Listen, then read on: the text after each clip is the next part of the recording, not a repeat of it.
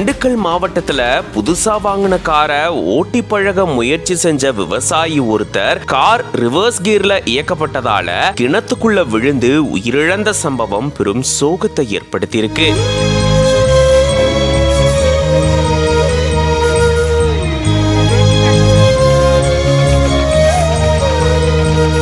மகன் கண் முன்னாடியே இப்படி ஒரு துயர சம்பவம் நிகழ்ந்திருக்கு. என்ன நடந்தது விரிவா இந்த வீடியோல பார்க்கலாம்.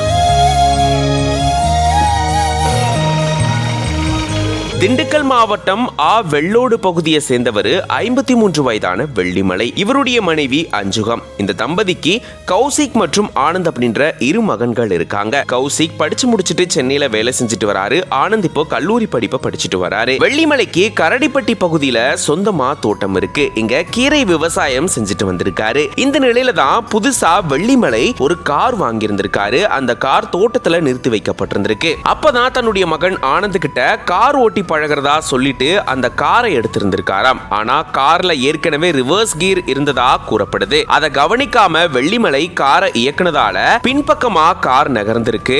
ஆனா 15 அடி தூரத்திலேயே 100 அடி கிணறும் இருந்திருக்கு. இப்படி பின்பக்கமா கார் நகர்ந்த நிலையில அந்த கிணற்றுக்குள்ள கார் விழுந்து விபத்துக்குள்ளாகி இருந்திருக்கு. உடனடியா ஆனந்த் கத்தி கூச்சலிடவே அக்கம் பக்கத்துல இருந்தவங்க வந்திருந்திருக்காங்க. இதை தொடர்ந்து தீயணைப்பு துறையினருக்கும் இது தொடர்பான தகவல் தெரிவிக்கப்பட்டிருக்கு. விரைந்து வந்த தீயணைப்பு துறையினர் கிணற்றுக்குள்ள விழுந்த வெள்ளிமலையை மீட்கும் முயற்சியில ஈடுபட்ட நிலையில இறுதியா சடலமா தான் வெள்ளிமலையை மீட்டிருந்திருக்காங்க. பிரேத பரிசோதனைக்காக வெள்ளிமலை உடலை அரசு மருத்துவமனைக்கு அனுப்பி வச்சிருக்காங்க. மேலும் கிரேன் உதவியோட காரை கிணற்றுக்குள்ள இருந்து மீட்கக்கூடிய முயற்சியிலையும் தீயணைப்பு துறையினர் இறங்கியிருந்திருக்காங்க. இந்த சம்பவத்தால அந்த பகுதியில பெரும் பரபரப்பு சூழல் நிலவி இருக்கு. இப்படி கார் ரிவர்ஸ் கியர்ல இயக்கப்பட்டதால கிணற்றுக்குள்ள விழுந்து விவசாயி உயிரிழந்த சம்பவம் குடும்பத்தார் மத்தியில பெரும் சோகத்தையும் துயரத்தையும் ஏற்படுத்தியிருக்கு.